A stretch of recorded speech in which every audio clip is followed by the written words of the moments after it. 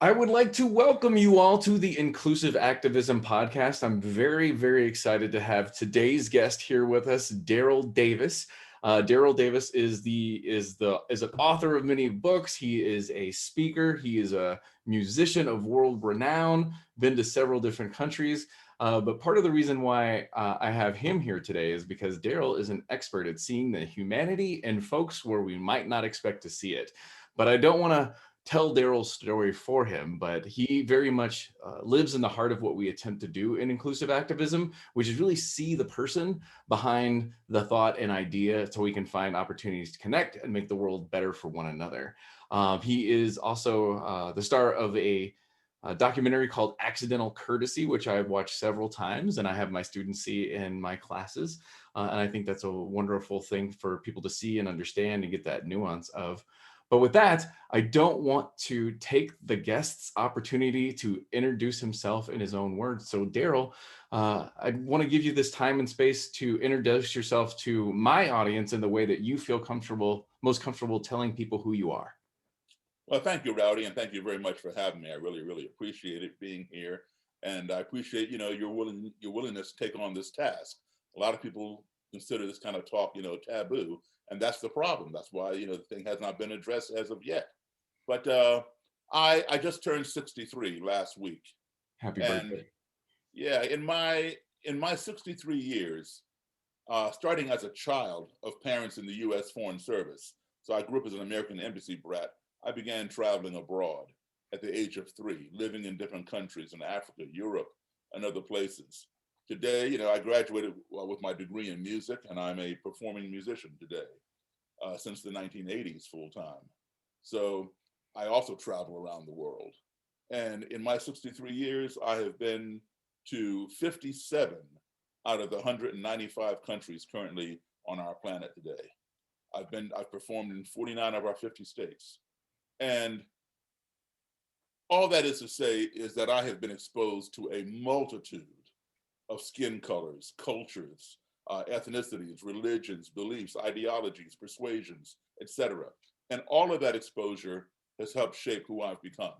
Mhm. And I can tell you something, no matter how far I go from this country, whether it's my own country, the United States, Mhm. whether I go to Canada or Mexico or halfway around the globe, no matter how different the people may be who I encounter, they don't look like me, they don't speak like me, worship like me, or practice, the culture I practice. When Mhm. I get home, I conclude one thing. We all are human beings. Mhm. And as such, we all basically want the same 5 core values in our lives. We all want to be loved. We Mhm. want to be respected. We want to be heard. We want to be treated fairly. And we want the same thing for our family as anybody else wants for their family. And Mhm. as long as we understand that everybody wants those 5 core values and we employ them in whatever society or whatever culture we may find ourselves in with which we're unfamiliar, I will guarantee you that navigation will be a lot more smooth. I'll give you an example of something Mhm. to understand cultures and things. Mhm. Here in our country, we consider Friday the 13th to be superstitious, bad luck and all Mhm. that kind of stuff, right? Well, that's that's over here in the States. In Mhm. Spain, they don't avoid Friday the 13th. Mhm. They avoid Tuesday the 13th. So now we may consider that to be odd or something. Right. Tuesday, I mean, what's wrong with Tuesday the 13th, right? But Yeah. then again, they're probably thinking, what's wrong with our Friday the 13th? You Mhm. know, it's the same thing, just Right.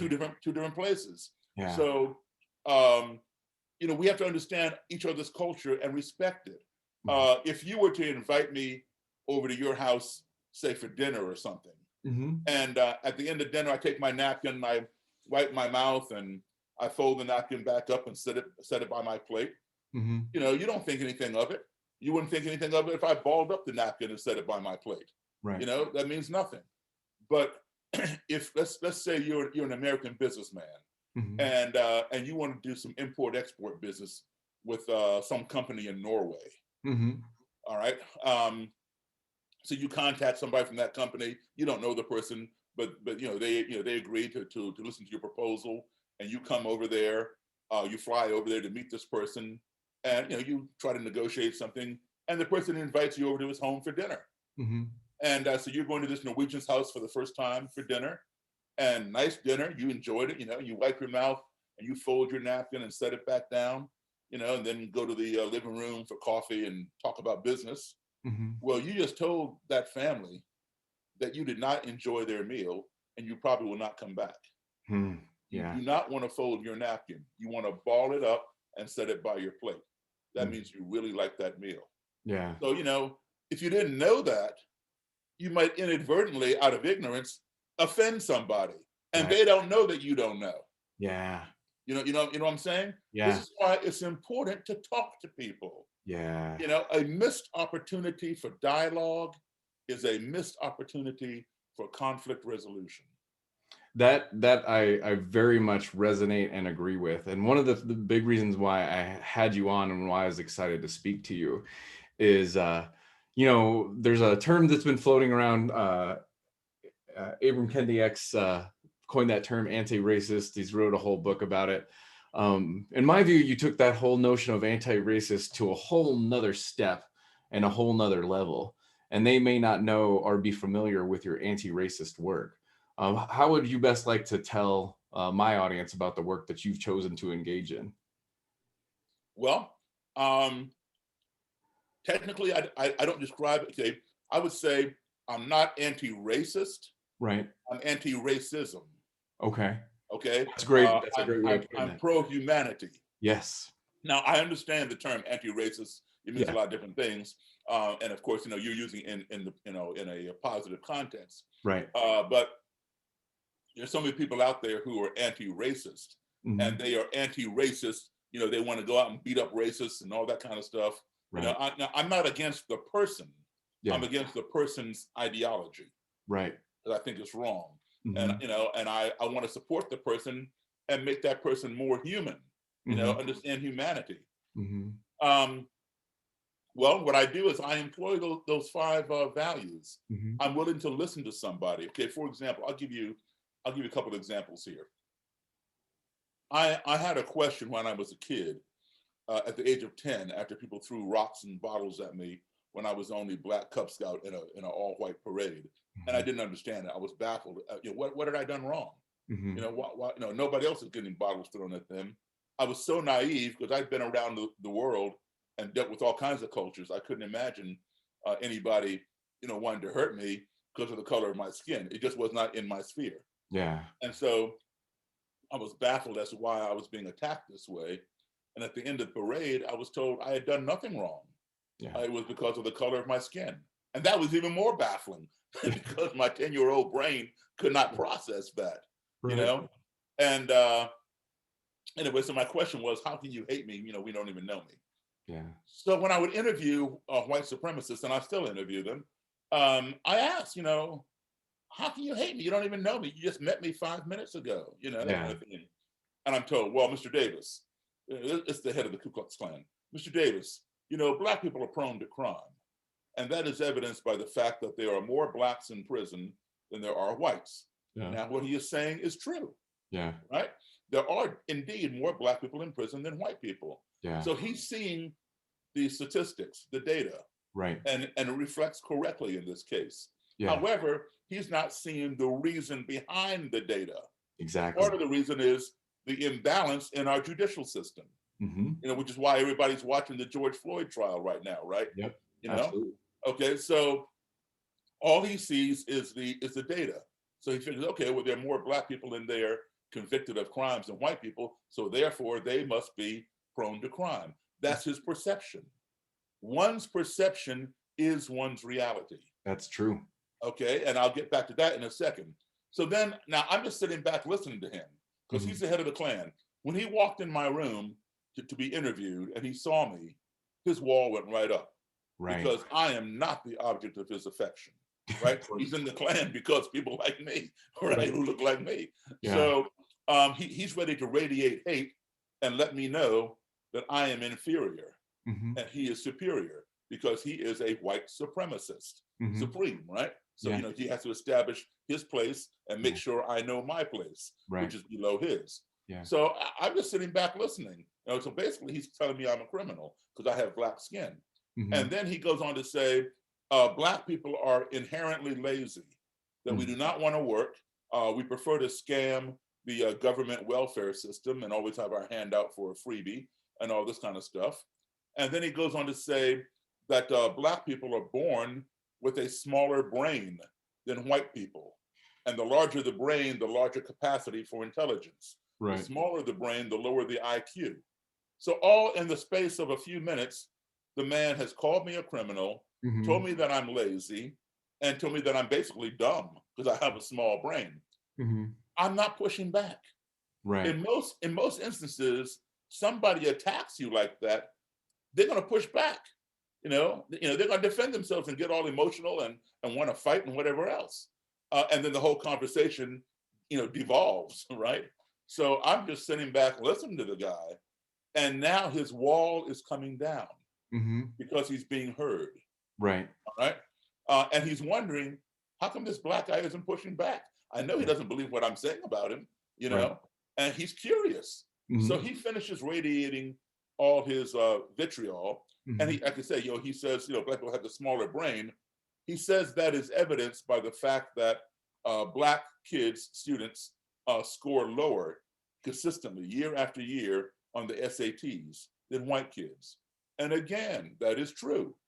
We look at the stats, black kids do consistently score lower on the SATs. What's But, funny is he's so well versed in the outcomes of systemic racism. right. Okay, yeah, exactly. But he's not looking at why do the black kids score lower. Yeah. He's not interested. All he's interested in is, these guys must be dumb because they don't have the good grades the white kids do. Yeah. Well, the reason being, where do most black kids go to school? In the inner city. Where do most white kids go to school? In the suburbs. We know inner city schools are not as well funded as suburban schools. The quality of education there is not as good. And I will guarantee you that black kids who go to school in the suburbs can score just as high, if not higher, than some of the white kids. White kids who go to school in the inner city, most of them score just as low, if not lower, than some of the black kids. It has nothing to do with the color of anybody's skin or the size of their brain, but it has everything to do with the quality of the educational system in which that child is enrolled. But of course, he's not seeing that. His perception is the data, and that forms his reality. Okay, so now he has radiated. Go ahead. Let me ask you a real quick question, right? Sure. Because what I'm so interested in is what you've been able to do with this listening practice. So as you sit down and all this stuff comes out, what are you doing internally that makes you not emotionally triggered so you can listen the way you do and have the patience in that space? In your head, what's happening when that goes on? Okay, several things. One, I realize that this guy has not had the experiences and education that I have. Okay, so he is perceiving things, and his perceptions are twisted. Okay. Racism to me is a mental illness. Yeah. Okay, and it needs to be cured. Yes. Now, psychologists, psychiatrists, they all have this book called the DSM. I think they're on the DSM number 5 right now. And they put in that book what are classified as mental illnesses. And every now and then they change it. They take something out, put something else in. Like for a while back they had homosexuality as a mental illness. Now that's out of the book, or whatever. There's a big argument. They don't want to put racism in there. And these are mostly white psychologists, because if they did, half the country would be institutionalized. But that would be great, because there would be a need for mental health for these folks, right? Exactly, yes. But then on the other side of the coin, if they go out and commit a hate crime and kill somebody, then they can plead, mental illness. So it's very insightful. It's a two-sided sword, right? Yeah. But anyway, so what happens is this. Okay, so I have my emotions intact. Right. All right. I know who I am. And this is what I tell people. First of all, do your homework. Learn as much about your adversary as you can. And it doesn't have to be all about race. It could be anything: abortion, nuclear weapons, the current presidency, the election, global warming, the war in the Middle East. Those are all hot topics. Abortion. You're on one side, somebody's on the other side. Learn about their position. Learn how they came to arrive at that position. Put yourself in their shoes and see if you feel anything different. All right. Yeah. But keep your emotions intact. Right. And know who you are. Yes. Have your self-esteem in check. Because if you don't know who you are and you walk into a room with them, they're likely to tell you who you are. And if you don't know who you are, you might believe them when you walk out. So, well, and I love that point, because what you're saying is you already know your worth. And you're also recognizing this is just this person's opinion with the knowledge they have in them. Exactly. And that kindness and the patience that you're willing to extend, that's one of those things that's truly different about what you're able to do that creates that opportunity for human connection. And also, Rowdy, is this, we are a very impatient society. Yeah. We want things yesterday. Yeah. It doesn't work that way. Okay. These people were not born racist. They became. Yeah. And some of them have been in it for a long time. Perhaps they came into it because my grandfather was in the Klan. My daddy was in the Klan, so I'm in the Klan. My kid's gonna be in the Klan. It might be generational, you know what I mean? Or they moved into a town and the whole town was, that mentality or something. Right. Or they met a new friend, that they liked, and he shared a book with them, and they went down that rabbit hole or something. Yeah. There are many different reasons how people get there. But here's the thing: know who you are, and try to understand how they arrived at where they are. Okay. Yeah. So then, what happens is this: the guy has radiated all his vitriol. Right. And now because I listened to him. People want to be heard. Yeah. I allowed him to be heard. I respected him. Okay. Now understand, I did not respect what he had to say. Right. I simply respected his right to say it. I see a lot of people get confused with that. All right. So I've already employed two of those principles. I treated him fairly. I let him talk. Now he's going to let me talk. So it's fair treatment. So now he's curious as to how come I haven't pushed back on him. So he wants to hear what I have to say, because he knows I got something to say about being called a criminal and lazy. In his house. Yeah. So I'm going to address him now. I could go on the offense and attack him. And I could say, no, you are the criminal. You and you're a group of people who go and hang black men from trees and drag them behind pickup trucks and bomb their churches. And I would be 100% correct, because the Klan has a 156-year history of doing that. Absolutely. But if I did that, his wall would go right back up. He'd be like this. Yeah. He's not going to, sit there and be attacked.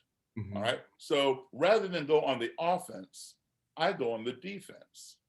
And I say to him, I said, listen, I hear you. However, I'm as black as anybody you've ever seen. I don't have a criminal record. I've never been on welfare. And as far as my brain size goes, I've never measured my brain size, but I'm sure it's about the same size as anybody else's. Right. And my SAT scores, they got me into college. I have a bachelor's degree. I've already done my homework. I know this guy barely made it out of high school. Right. So I know that I have more education in my little fingernail than he and his whole Klan group put together. Right. But I'm not going to throw that in his face. Right. Because I just bring the wall right back up. Right. So I'm defending myself. And here's what happens. Here's where the patience needs to be. Just like at the end of the day, you're going to reflect on this conversation that we had before you go to bed or whatever. Oh yeah. Just like, we all do that kind of stuff.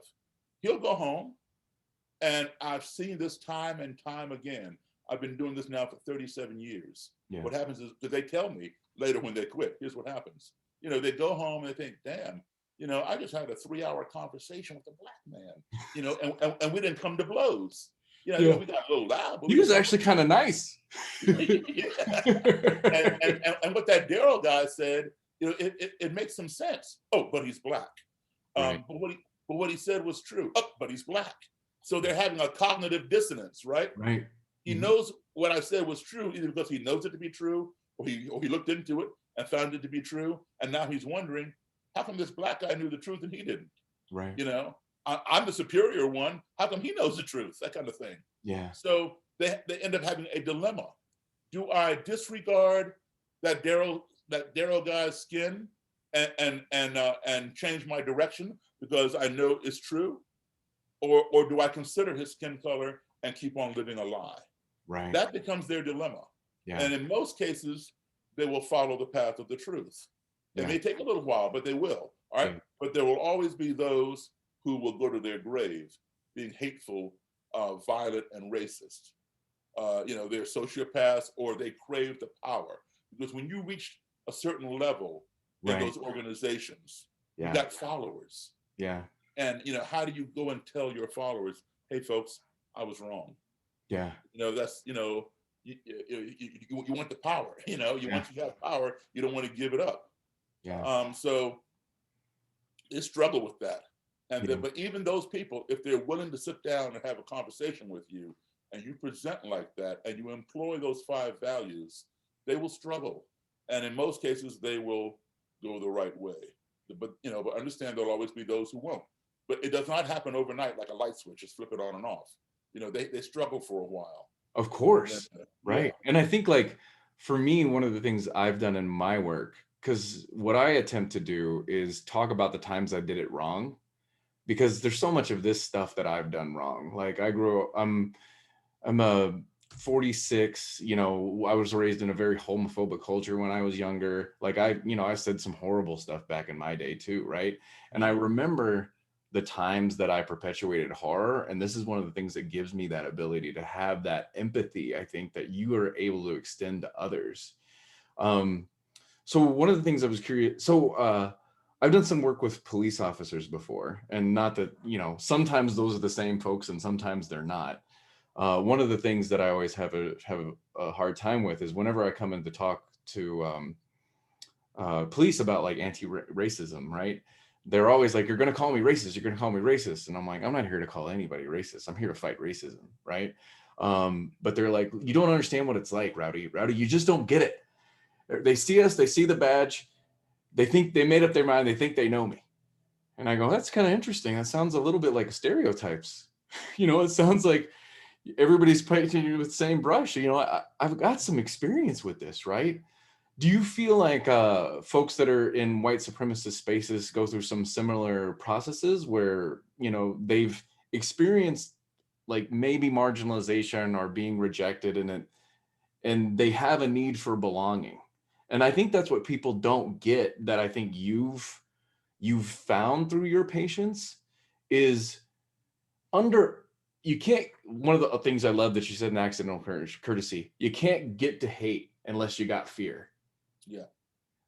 What I think you do is understand what's going on with fear and unpack fear and create a space where they can be open with fear. I'd like to hear a little bit more about that experience. Okay. Yeah. Let me give you a couple things on that. First of all, let me give you an example of something that happened.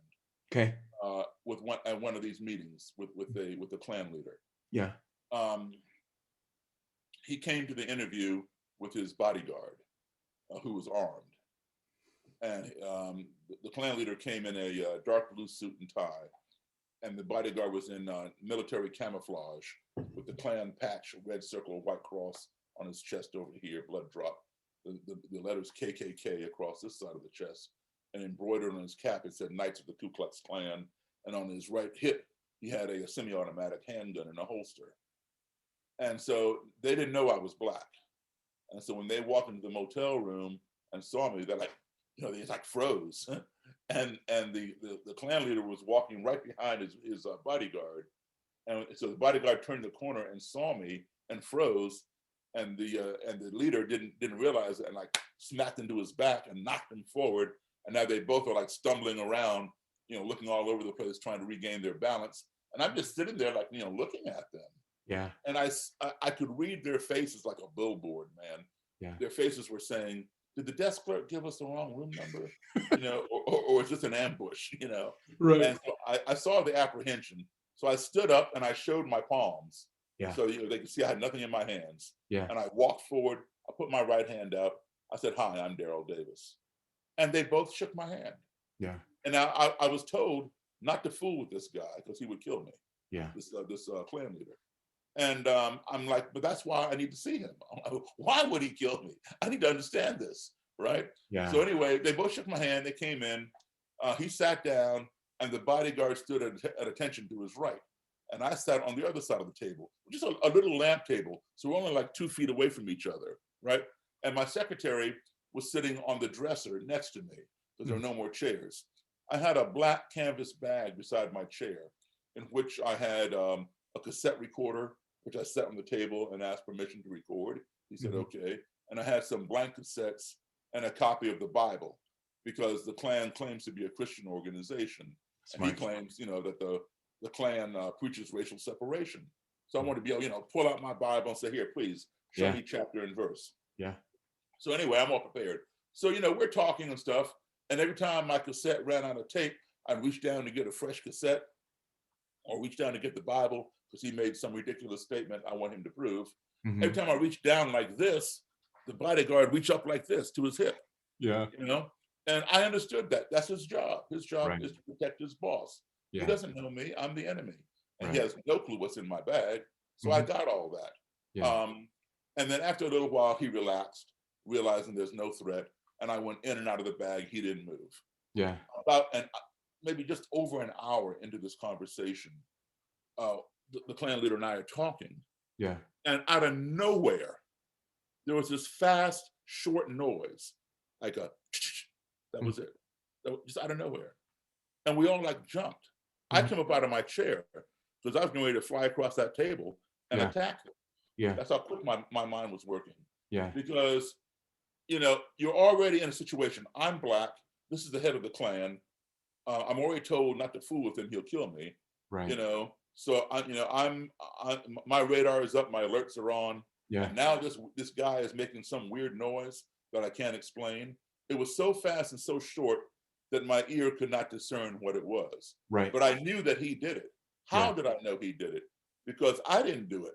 So, if you don't do something, you blame somebody else. Right. Yeah, that's normal. Yeah. And so I had gone into survival mode.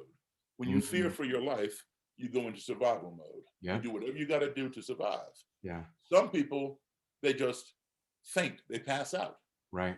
Because the fear is so great, their brain can't process it and shuts down. Yeah. Other people, they constrict and start shaking, and they can't move. That's called paralysis by fear. Yeah. I don't do that either. Third thing people will do is to run away. That is your best option.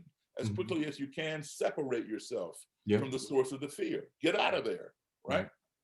That's the option I would have chosen if it was available. Yeah. But you cannot outrun a bullet in a motel room. No. Not, yeah. So I'm not armed. My secretary is not armed. I know the bodyguard is armed. I can see his gun. I didn't know if the Klan leader had a weapon up under his suit and tie or not. Yeah. So the fourth thing you do is to do a preemptive strike. Get them before they get you. Right. So I was ready to dive across the table, grab the bodyguard, grab the Klan leader, and slam them down to the ground and immobilize that weapon. All right. Because it's my job to protect my secretary and myself. Right. When I hit the table, I was looking right into his eyes. Yeah. And I didn't say a word, but I knew he could read my eyes. My eyes were saying to him, what did you just do? Yeah. And his eyes had fixated on mine. Yeah. And I could read his eyes. His eyes were saying to me, what did you just do? And the bodyguard he had his hand back on the butt of his gun, looking at both of us like, what did either one of y'all just do? Yeah. Well, Mary, my secretary, she's over here on top of the dresser. She realized what had happened. Yeah. She began explaining it to us. Before they even arrived, I sent her down the hallway to get soda pop out of the machine so I could offer my guests, a cold beverage. And she filled the ice bucket with ice, put the soda in there. Well, the ice had begun melting and the cans of soda were shifting down the ice. Yeah. We all began laughing. Right. It was ridiculous. Somebody could have gotten shot over an ice cube. Yeah. That's how crazy it was, right? But this was a humanizing moment because in the same moment, even though we're on opposite ends of the spectrum ideologically, we both felt fear. Yeah. And that fear was triggered by our ignorance. Yeah. We had forgotten about the bucket of ice and cans of soda. We were so involved in our conversation. So our ignorance led to fear. Right. Okay. Yeah. And then when the fear was addressed, and we realized what it was, we all felt joy. Yeah. We were still on opposite ends, but we felt joy, all Yeah. of us, you know? Those are human emotions. They So are. that put a human face on him for me and put a human face on me for him. Yeah. You understand? So it was a teaching moment. Yeah. Now, the lesson taught is this: all because some foreign, and underscore, underline, highlight the word foreign, circle it, entity of which we were ignorant, that being the bucket of ice cans of soda, had entered into our little comfort zone via the noise that it made, Yeah. we became fearful of each other. Ignorance breeds fear. Yeah. If we do not address that fear, it will escalate Mm-hmm. and breed hatred, because we hate the things that frighten us. Yeah. If we do not address the hatred turns to anger and escalates and breeds destruction. We want to destroy the things that we hate. Why? Because they frighten us. But guess what? At the end of the day, they may have been harmless and we were simply ignorant. All right. So if you want to solve this problem, the way most people solve problems, like in corporations or departments, or say police departments, for example, is top down. You got to get the top straightened out, get the management, you know, the lieutenants and the sergeants and the majors and everybody up there. When they're tight up there, the subordinates down below will be tight. But if they're loose up at the top, they're going to be loose down on the street. Yeah. You know? So it's a top-down approach. However, in cases like this, you can't do that. It's got to be bottom up. Yeah. All right. I say, forget about the destruction. Forget about the hate. Forget about the fear. Those are byproducts. They're symptoms of the nucleus, of the source. The source is ignorance. Yeah. If you cure the ignorance, then there's nothing to fear. Right. We fear that of which we're ignorant. Yeah. With no ignorance, there's no fear. With no fear, there's nothing to hate. With nothing to hate, there's nothing to get mad about and destroy. Yeah. So the good thing is there is a cure for ignorance. That cure is called education and exposure. And that's what you're doing as a teacher. You're educating people. You are alleviating their ignorance. And this is where our resources, our efforts, our time, our money need to go, is to having better education and exposure for people. And that way we alleviate all those byproducts. Yeah. All right. Because again, one's perception is one's reality. Absolutely. And this works with both kids and adults. Okay. Look, in that room with the ice bucket and soda, we almost saw that whole chain unravel to completion. Yeah. Completion would have been had the Nighthawk, the bodyguard, drawn his weapon and shot, you know, me or my secretary, or had I pounced across the table and hurt one of them. But it stopped short of there. But 3.5 years ago, on August 12th, 2017, you saw that whole chain unravel to full completion in Charlottesville, Virginia, where they had that big white supremacist rally. Yeah. On that day, there was a lot of ignorance in Charlottesville. Yeah. There was a lot of fear. Yeah. It escalated into hate. And it culminated with destruction when a white supremacist got inside his vehicle and tried to murder as many counter protesters as he could by driving his vehicle full force into the crowd. He succeeded in injuring 20 people and murdering one young lady named Heather Heyer. Right. So this is why we have to address the nucleus. You know, you don't, if you have cancer in your bone, you know, you can't put a Band-Aid on top or some topical cream. You got to hit that chemo down to the bone, or radiation, whatever it is, down to the bone. Yeah. Ignorance is the bone. You know, racism is a cancer. Yeah. You got to go to the source. All right. So now back to the perception thing, for example. Like I said, it works with kids, it works with adults. When I'm talking to like little kids, like in elementary school or middle school sometimes, of course I tone it down, but I'll be standing in the front of the classroom and I'll be talking to these kids, and then, you know, they're lined up in their little desks, you know, in rows. And all of a sudden I'll say, hey, there's a snake under your chair. And I'll point to somebody in the front row. Yeah. And do you know they all, even 5 rows back, start screaming and throwing their legs up in the air? Yeah. To avoid the snake that's in the front row, you know, or there's a alleged snake. And so then they realize, you know, there is no snake, and they start laughing. Yeah. And so I'm saying to them, you know, why are you all screaming? Why are you all throwing your legs up in the air? The responses are, you know, I'm afraid of snakes. I hate snakes. There's your fear. There's your hate. All right. And I say, well, why are you afraid of snakes? Why do you hate them? Oh, well, they're slimy. They're poisonous. Well, there's your ignorance. Snakes Right. are not slimy. If you touch a snake, it's dry, right? And It couldn't move if it's slimy. yeah, and not all snakes are poisonous. So there's your ignorance. The ignorance has bred the fear. The fear has bred the hatred. And then I say to them, okay, so there is no snake under your chair, obviously. I was just joking. But let's just say there really was a snake under that chair right there. What would you want me to do? You know what they say? Kill it. Yeah. There's your destruction. So there's a question I want to ask you because, and I want to kind of disclose a little bit about my own struggles with some of the stuff is I feel like folks that are on our team that believe the same thoughts and ideas that we believe in or try to work towards are starting to manifest some of the behaviors that you're talking about too. And when you're in this middle space that we try to occupy, where we're really attempting to bring people together, sometimes folks that believe the same stuff that we do will hate and attack us because it's safer to be ideologically pure and like that's where you get like where things like political correctness, people talk to me about political correctness. I don't want you to be politically correct. Like if you have a thought and idea, I want you to change your thought and idea. I don't just want you to not say it because I'm here, right? Or we talk about cancel culture and like I don't want to cancel people. I want people to stop doing behaviors that are problematic. But one of the things that's hard, and it's funny because you're a musician, right? And like you love music and that is fun. And I've been an entertainer. I wouldn't say I'm skilled enough in music to call myself a musician, but I've entertained people through music. But what you do is hard and it takes critique from both sides.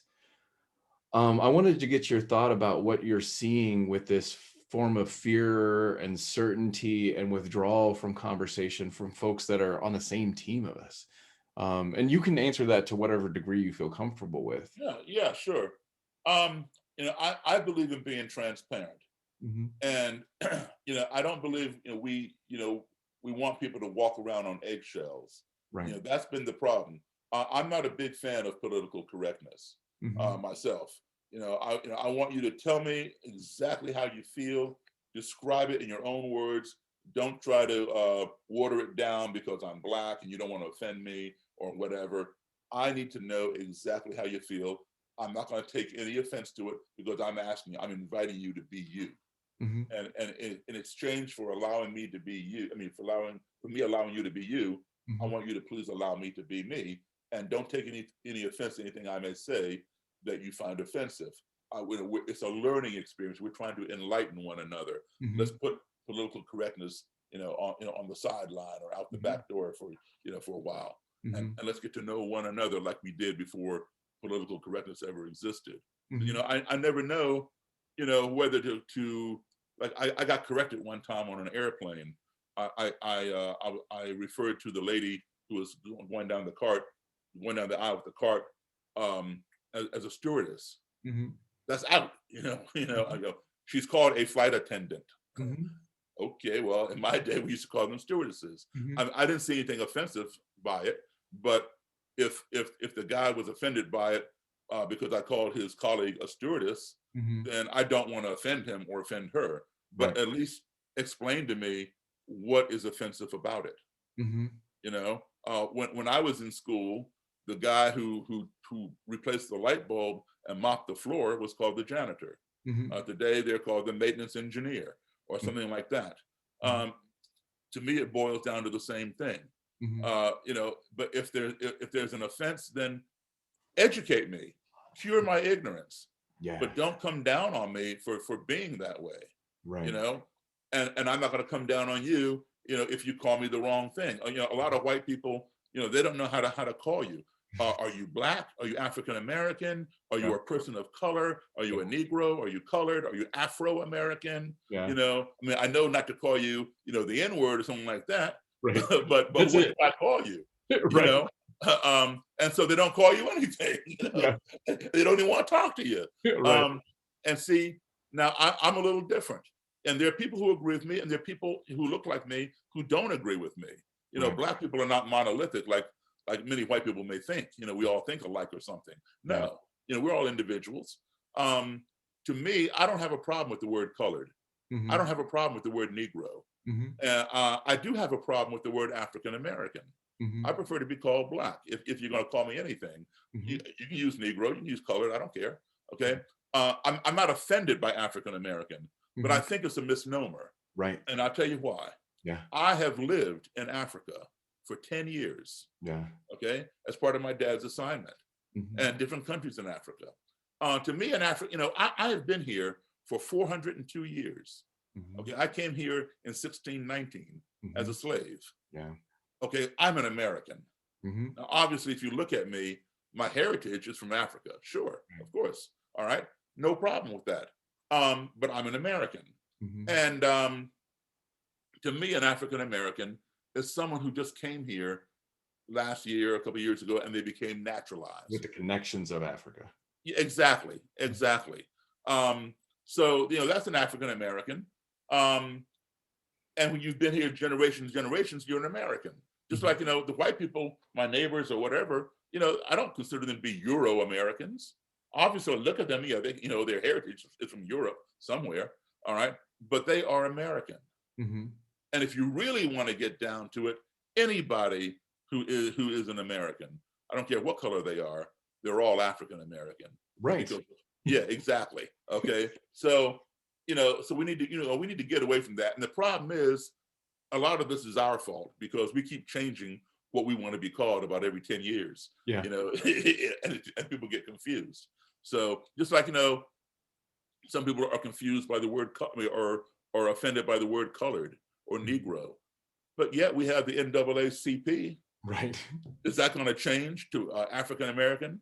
Yeah. No. The Negro Baseball League, is it going to change to the African American Baseball League? No. Right. These were names that we chose. Yeah. And they're good names, and they represent good people. So, we need to get over that.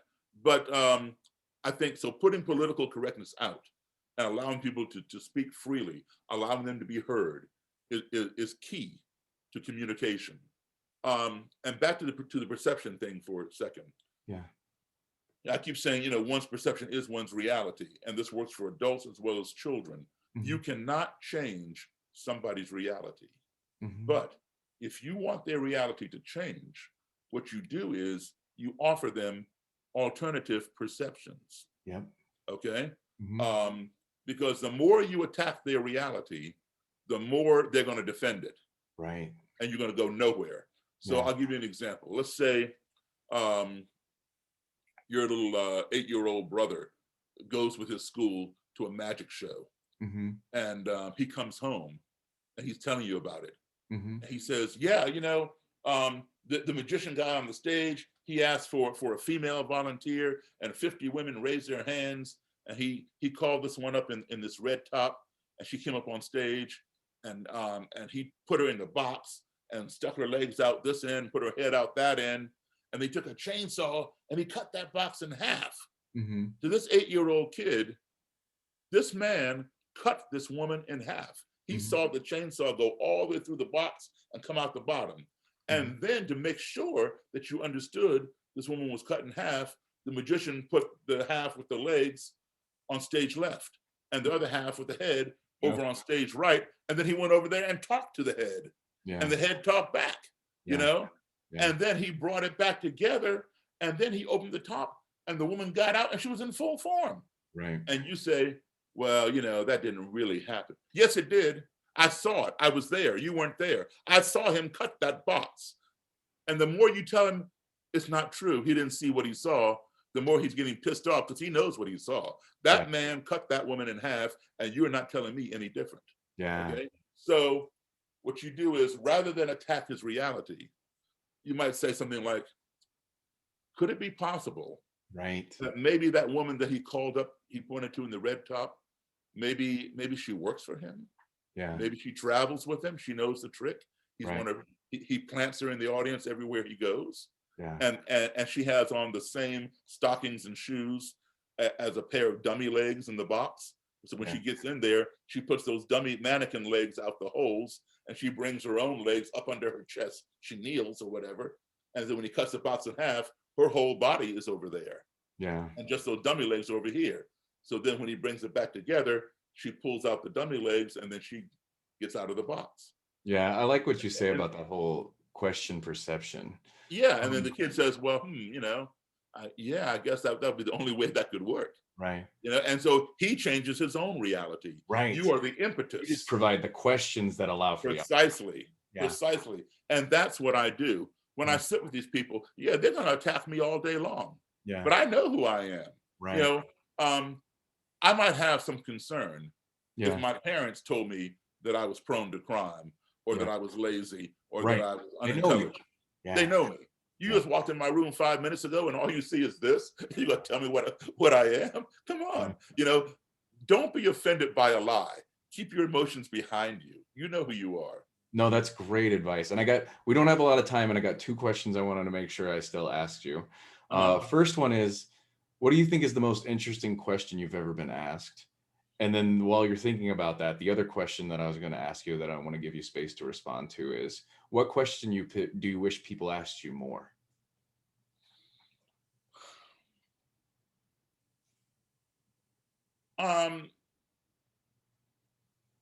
The most interesting question I've ever been asked in regards to race relations, you mean? Yeah. Or like, yeah. I went out one time with a woman who was when I met her, she was a white supremacist, and she got out of it, and I took her out, and I guess the question I was asked was, did I become involved with her? Okay. And I thought that was probably the most interesting question I've ever been asked. Why did you think it was interesting? And we'll let it go with that. Yeah, okay. All right. And then, what is the question that I've not been asked, you say? No, what is the question you wish people would ask you more? Oh, okay. What can they do if they don't want to be on the front line? Yeah. Go to a Klan rally, go to a neo-Nazi rally, sit down and talk with somebody who hates them because they don't feel emotionally secure to do that, and they feel they might go off or they might break down or whatever. I say this: listen, you don't have to be on the front line. All right, you can be on the back line. You can be on the sideline. You can be online, but do something. Help those of us who are on the front line. Get the word out. Through your social media, through supporting us. Help us do our research on these people. Things like that. Contribute to certain causes. It doesn't have to be financial, but put the effort in. Our predecessors worked hard so that we would have some of the rights that we have today. Yeah. I never had to drink from a separate water fountain, or sit in the back of the bus. Have I felt discrimination? Absolutely, but not as much as my parents, because my parents fought hard, so I wouldn't have to go through that. Right. So it's only right that I do the same thing for a future generation. So so if you don't want to do what I do, and that's fine, that's completely understandable. We all have different levels of comfort. Am I comfortable going to Klan rallies? No, not really. I would worry about you if you were just. Yeah, exactly. And I would much rather be on stage playing rock and roll and seeing people out on the dance floor dancing to my music than be at a Klan rally watching a bunch of Klansmen and Klanswomen in robes and hoods marching around a burning cross yelling white power. That's not my thing. But I do see the need for that, especially today, that I need to be there to address some of these things. Well, and one of the things I wanted to make sure that my audience knew about you and why I wanted to bring you on is you also have a lot of people that are really critical of you too, Daryl. Yeah, absolutely. And I think people don't understand that activism is a giant wide spectrum of activities, and all of it's important and all of it matters, right? Because in you understanding how and why people think the way that they do, it helps people unthink these thoughts and ideas. Now, that doesn't mean like if you're at Black Lives Matter and doing that, or I'm half Native, half white, right? So if you're fighting for water rights or tribal sovereignty, like that's important too. but all parts of this work that help us see the humanity in each other, that help us to connect to the human that is there, is valuable and makes a difference. And it's hard because I think these days there's these purity tests of like, well, you'll have to think these things or do these things in this way. And really, at the end of the day, it's what can we do to see the humanity in each other, to come together to solve problems that we have together. Because one of the things I loved about what you said in your documentary was, like I was really crestfallen after 2016, but what the issue was is the ugliness was there. And now that we know it's there, we got to deal with it. And you've been seeing and looking the ugliness, the thought of ugly. It's not the humanity of it, right? The thought. You've been looking Right. the thought of ugly in the eye. And you unflinchingly gave it a space to be loved and heard in a non-fearful space. And I love it. I just And love it. another thing is, whenever you are the first or among the first to do something that is not the status quo, you can expect pushback. Mhm. Okay, it's not normal for a Black person to go to a Klan rally or sit down and have dinner with a neo-Nazi or something. And Yeah. I've done all those things, Yeah. but they've worked. They've Yeah. worked. Okay, I get that. Just like I give the example of Copernicus, the astronomer, who was the first person to say, because we Earthlings, we're narcissists, we're egotists, Yeah. and we think we are the center of the universe, Yeah. right? And the sun revolves around the Earth. Yeah. That was the thinking. Yeah. And Copernicus said, no, the Earth revolves around the sun. And they called him a heretic and put him in jail for saying that. Yeah. Same thing with Galileo later on, but they both were right. The Earth revolves around the sun. Yeah. Columbus, who I don't respect, but everybody thought the world was flat and everybody's gonna fall off. Yeah. And he said, no, it's round. Take my ships and go over there and discover new worlds or whatever. And he was right. So when you were the first to do something, you're gonna get a lot of pushback. Yeah. Think about this. 25 years ago, 30 years ago, people in this country, the notion of acupuncture. Yeah. What? You put a needle in somebody's foot and it fixes a pain in their neck. Oh, you all are full of crap, Yeah. And now insurance companies pay for it, right? Yeah. But guess what? Chinese people have been doing it for 2,000 years. Would they still be doing it 2,000 years later if it wasn't working? Yeah. So we have to expand our minds. Exactly. Okay, yeah. And that's what we need to do. You're right. I remind people all the time, being Native, I'm like, we used to sing and blow smoke on people and cured people of cancer. Right. So don't tell us there wasn't truth in it, right? With that, Daryl, I want to respect your time, but I want to make sure people have the ability to get a hold of you, reach out to you, in case they want to contact you. So what is the best way to do that if my audience does want to connect to you? Yeah, two ways. DarylDavis.com, DAROYL, Davis.com, and also minds.com. I have a podcast that I do as well, and you can find it on all the different podcast places, but its home base is change.minds.com. Change.minds.com is where it lives, but if you Google it, you can find it on Apple or Spotify. It's Changing Minds with Daryl Davis. Excellent. And for those of you that take the time to listen, thank you so much for inviting and opening your ears to Mr. Davis and his thoughts and ideas, and hope he's given you something to think about, consider, mull with. How can you listen to people while knowing your own personal self-worth and being aware of those things? And that spirit of inclusive activism lives with you, Daryl, and I appreciate that. So if this made you think of anything, or if you do have a hard time getting a hold of Mr. Davis, you can email me at inclusiveactivism@cox.net. Learn more about my organization at inclusiveactivism.com. And we both thank you for your time and attention that you were able to give to us here. And with that, any final words you want to give to him before we sign off, Daryl? Yeah, let's consider this part one. I'll look forward to doing part two sometime.